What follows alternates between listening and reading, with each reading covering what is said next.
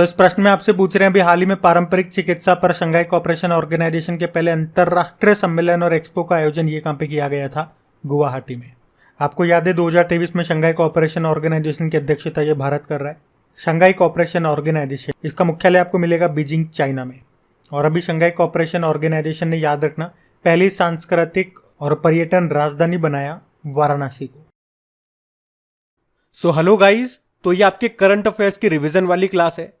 इसमें हम लोग daily top 30 important current affairs के क्वेश्चंस का क्विक रिवीजन करते हैं। और ये टॉप 30 क्वेश्चन कौन से महीने के हैं?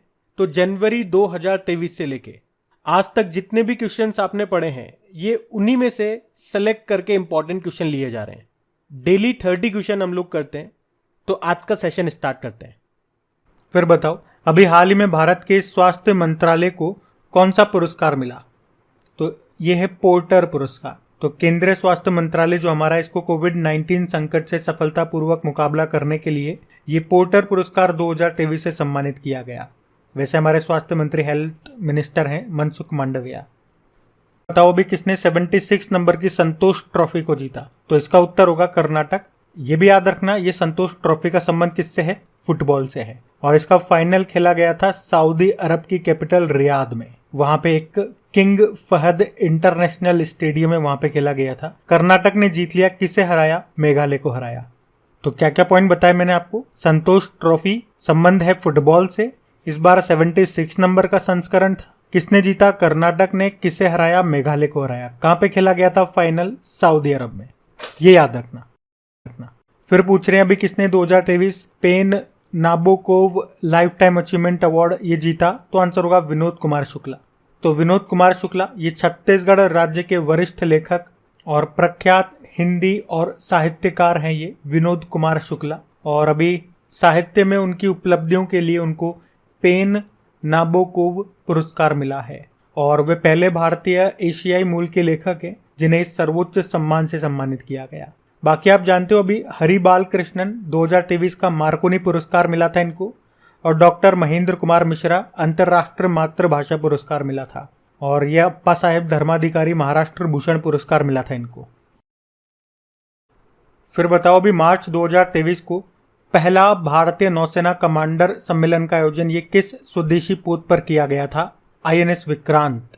तो नौसेना कमांडरों का ये पहला सम्मेलन था, इसलिए प्रश्न इंपॉर्टेंट है क्योंकि पहली बार ये सम्मेलन भारत के पहले स्वदेशी विमान वाहक पोत जिसका नाम है INS विक्रांत, इस पर इसका आयोजन हुआ था। विक्रांत ये हमारा पहला स्वदेशी विमान वाहक पोत है, याद रखना। और इसे हमने सेना में कब शामिल किया या इसे कहाँ से लॉन्च किया?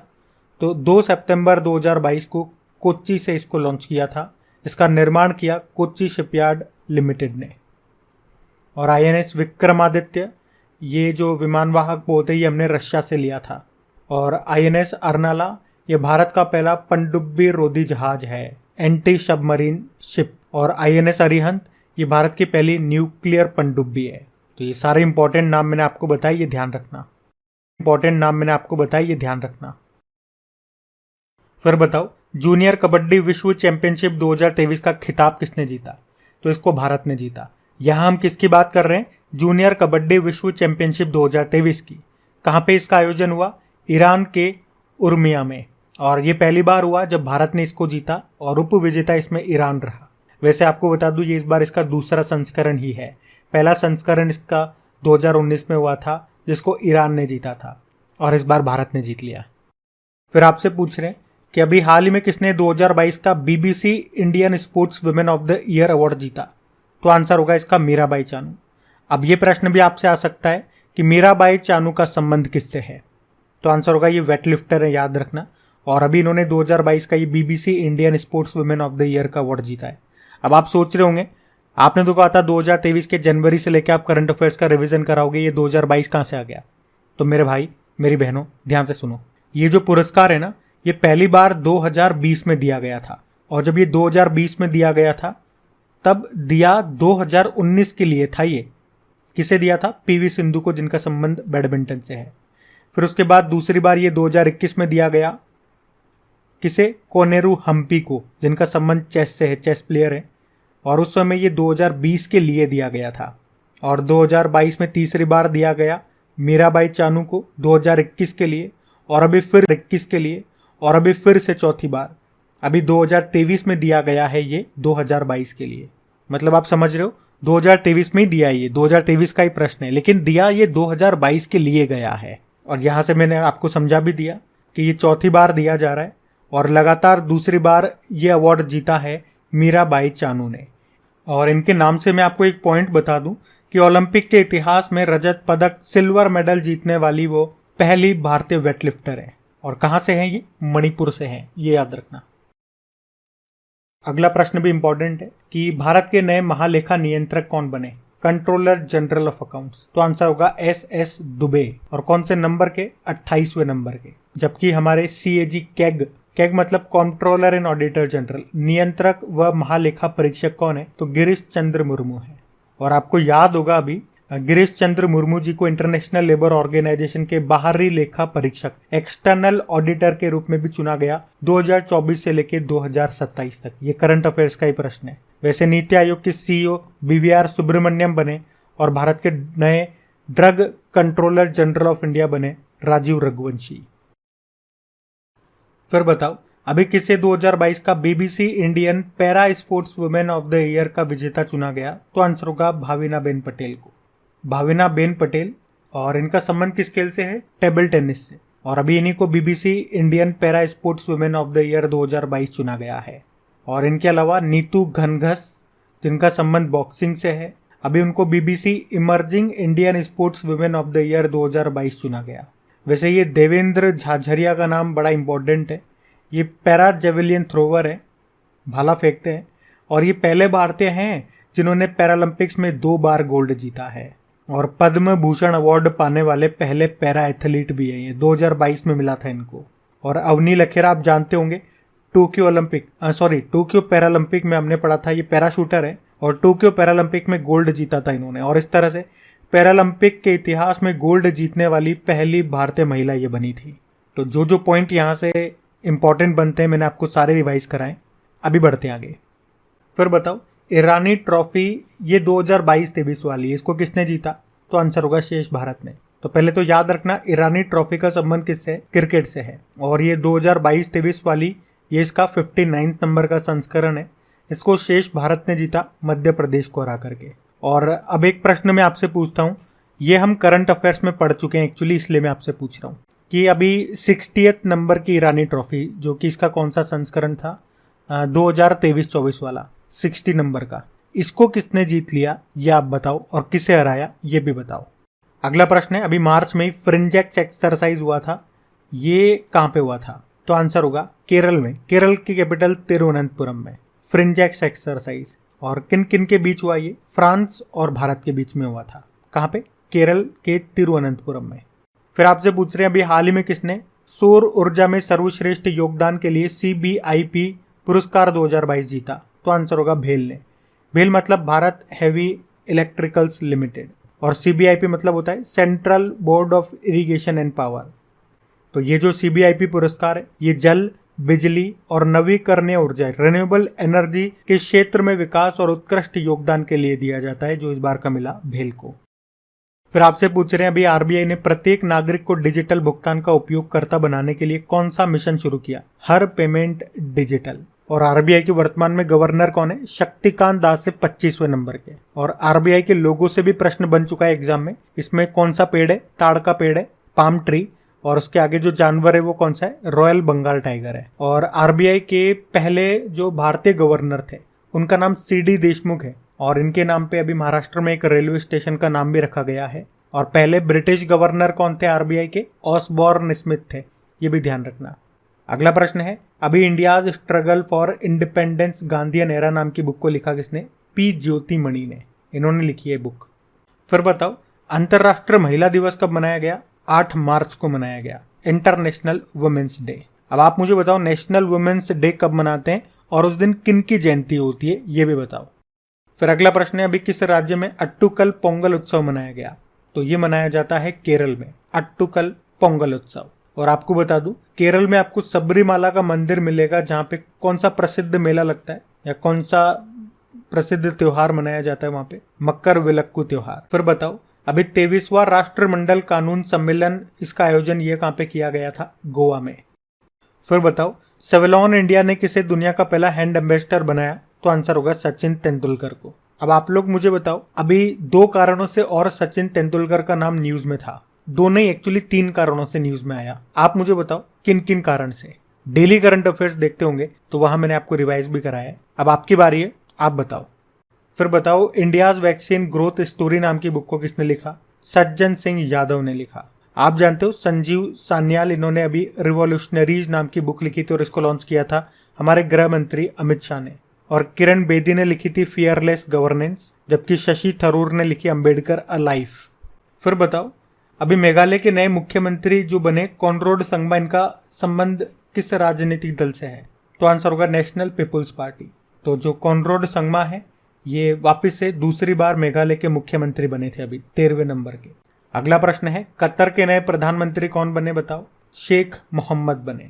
कतर की कैपिटल होती है दोहा, करेंसी है कतरी रियाल। आप जानते हो अभी 2022 के एंड में जो फीफा मेंस वर्ल्ड कप है, जो उसका 22वां संस्करण था, वो कतर में ही हुआ था, जिसको अर्जेंटीना ने जीता था फ्रांस को हरा के। और वैसे अभी बांग्लादेश के प्रेसिडेंट बने थे मोहम्मद शहाबुद्दीन नाम है, और न्यूजीलैंड के प्रधानमंत्री बने क्रिस हिपकिंस। अगला प्रश्न है, ये भी इंपॉर्टेंट है, अभी प्रिट्जकर आर्किटेक्चर पुरस्कार के रूप में अभी किसे चुना गया? तो आंसर होगा सर डेविड एलन चिपरफील्ड को। ये ब्रिटिश वास्तुकार हैं और इन्हीं को अभी प्रिट्जकर आर्किटेक्चर पुरस्कार 2023 से सम्मानित किया गया था। और ये जो पुरस्कार है इसे वास्तुकला यानी कि आर्किटेक्ट का सर्वोच्च सम्मान माना जाता है। और आर्किटेक्ट से एक नाम जरूर याद रखना आप, बीके दोषी का नाम, क्योंकि अभी इनका निधन हो गया। और बता दूं कि 2022 में रॉयल गोल्ड मेडल इनको मिला था। उससे पहले 2018 में प्रिट्जकर पुरस्कार पाने वाले ये पहले भारतीय बने थे। अभी 2023 में पद्म विभूषण के लिए भी इनको चुना गया, पर अफसोस इनका निधन हो गया। अगला प्रश्न है, नो स्मोकिंग डे कब मनाया गया? 8 मार्च को। एक्चुअली में ये मार्च के दूसरे बुधवार को मनाया जाता है, तो इस बार तो हमने इसको 8 मार्च को मनाया। फिर आपसे पूछ रहे हैं, अभी नेपाल के तीसरे राष्ट्रपति कौन बने? रामचंद्र पौडेल। देखो, नेपाल की कैपिटल होती है काठमांडू और यहाँ के प्रधानमंत्री हैं पुष्प कमल दहल। नेपाली रुपया यहाँ पे करेंसी होती है। और आप जानते हो भारत के यूपीआई मतलब यूनिफाइड पेमेंट इंटरफेस, तो भारत के यूपीआई सिस्टम को यूज़ करने वाला या अपनाने वाला पहला देश यही है, नेपाल। नेपाल के साथ हम सूर्य किरण नाम की एक्सरसाइज करते हैं। वैसे अभी नाइजीरिया के प्रेसिडेंट बने थे बोला टिनुबू, वियतनाम के नए प्रेसिडेंट बने थे अभी वो वान थुओंग, और फिजी के नए प्रधानमंत्री बने थे सितविनी राबुका। तो अब तो हमने कई बार इन चीज़ों को रिपीट कर लिया, रिवाइज कर लिया, याद होने लगी होंगी अब ये चीज़ें आपको। यही इस वीडियो का बेनिफिट है। बस एक ही बात कहना चाहूँगा, अगर अभी भी आपने वीडियो को लाइक नहीं किया तो लाइक ज़रूर करना, और वीडियो जैसे ही ख़त्म हो जाए या अभी, और अगर अभी नहीं करना चाहो तो वीडियो के ख़त्म होने के बाद अपने दोस्तों के साथ में इसे शेयर ज़रूर कर देना प्लीज़। वीडियो खत्म होते ही ऐसे मत भाग जाना जैसे कि आपका काम निकलते ही भाग जाओ। जिन वीडियोस से आपको हेल्प मिलती है इनकी भी हेल्प करके जाना। फिर बताओ, अभी किसे संयुक्त राष्ट्र सामाजिक विकास आयोग के 62वें सत्र का अध्यक्ष चुना गया? तो आंसर होगा रुचिरा कंबोज को। और आप जानते हो संयुक्त राष्ट्र में भारत की स्थायी प्रतिनिधि परमानेंट रिप्रेजेंटेटिव है ये रुचिरा कंबोज, और इन्हीं को अभी संयुक्त राष्ट्र के सामाजिक विकास आयोग के 62वें सत्र का अध्यक्ष चुना गया था। वैसे आप जानते हो संयुक्त राष्ट्र में बांग्लादेश की परमानेंट रिप्रेजेंटेटिव, जिनको संयुक्त राष्ट्र की अवर महासचिव बनाया गया था, उनका नाम क्या है? रबाब फातिमा। और national highways authority of India के अध्यक्ष संतोष कुमार यादव है। और फसाए food safety and standard authority of India के सीईओ गंजी कमलावी राव है, ये भी ध्यान रखना।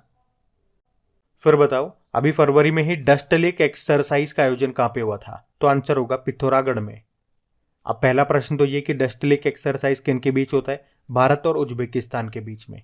इस बार ये इसका 4था संस्करण हुआ, और कहाँ पे हुआ? उत्तराखंड के पिथौरागढ़ में हुआ। ये पॉइंट आप ध्यान रखो। और उज्बेकिस्तान की बात करें तो इसकी कैपिटल होती है ताशकंद और करेंसी है सोम। फिर बताओ, अभी 8वां मृदा स्वास्थ्य कार्ड दिवस, सोयल हेल्थ कार्ड डे, ये हमने मनाया 19 फरवरी को। और क्यों मनाते हैं ये? तो जो मृदा स्वास्थ्य कार्ड योजना है, आपको याद होगा इसके प्रधानमंत्री नरेंद्र मोदी ने 19 फरवरी 2015 को शुरू किया था। कहाँ से? राजस्थान के श्री गंगानगर जिले के सूरतगढ़ से। और इसका स्लोगन क्या है? स्वस्थ धरा खेत हरा। तो इसीलिए किसानों को इसके फायदे के बारे में जागरूकता बढ़ाने के लिए ये दिन हम मनाते हैं 19 फरवरी को। वैसे एक विश्व मृदा दिवस भी होता है, वर्ल्ड सॉइल डे, वो 5 दिसंबर को होता है। फिर बताओ विश्व सामाजिक न्याय दिवस कब मनाया गया? तो आंसर होगा 20 फरवरी को। 20 फरवरी याद रखना। फिर बताओ भी केंद्र सरकार ने पासपोर्ट के लिए पुलिस वेरिफिकेशन प्रक्रिया को आसान बनाने के लिए भी कौन सा एक एप्लीकेशन लॉन्च किया था? तो आंसर होगा एम पासपोर्ट पुलिस एप्लीकेशन। तो आप पासपोर्ट बनाते हो तो पुलिस का वेरिफिकेशन होता है, तो उसमें लगभग 15 दिन लग जाते हैं, लेकिन अब आपको केवल 5 दिन में ये पुलिस वेरिफिकेशन हो जाएगा इस एप्लीकेशन के जरिए। फिर आपसे पूछ रहे नीति आयोग के नए सीईओ कौन बने? तो आंसर होगा BVR सुब्रमण्यम। और इन्होंने किनकी जगह ली थी? परमेश्वरन अय्यर की जगह ली थी, जो कि आप जानते हो अभी वर्ल्ड बैंक में एग्जीक्यूटिव डायरेक्टर बन चुके हैं। अच्छा, आप जानते हो अभी institute of chartered accounts of India के नए अध्यक्ष बने थे अनिकेत सुनील तलाटी। एशियाई प्रशांत डाक संघ के महासचिव बने डॉक्टर विनय प्रकाश सिंह। और वैसे रेलवे बोर्ड की अभी नई चेयरमैन और सीईओ कौन बन गई है? जया वर्मा सिन्हा, और इस पद पे आने वाली वो पहली महिला है। ये इंपॉर्टेंट नाम। तो ये थी आज की आपकी करंट अफेयर्स की रिवीजन वाली क्लास। कैसी लगी आपको क्लास? कमेंट करके जरूर बताओ। क्या स्कोर रहा आपका, और क्या ये क्लास आपके लिए हेल्पफुल साबित हुई? क्या इससे आपको मदद मिलेगी आपकी पढ़ाई में, चीज़ों को याद रखने में? और अगर आप चाहते हो इसे हम कंटिन्यू रखें या नंबर ऑफ क्वेश्चन और भी ज़्यादा बढ़ाएं, तो इसमें आपको भी सपोर्ट करना पड़ेगा, आपकी भी मदद लगेगी। इसे अपने दोस्तों के साथ में आपको शेयर करना पड़ेगा। जितने ज़्यादा स्टूडेंट जुड़ेंगे, मुझे भी इसमें समय देने पे और काम करने में मज़ा आएगा। अब बस आपको क्या करना है, अपने दोस्तों के साथ में जो भी आपका स्टडी ग्रुप है व्हाट्सएप पे या टेलीग्राम पे, इसे एक बार शेयर कर देना। डेली में वीडियो लेकर के आऊँगा ये करंट अफेयर्स का रिवीजन वाला, डेली आपको शेयर करना है।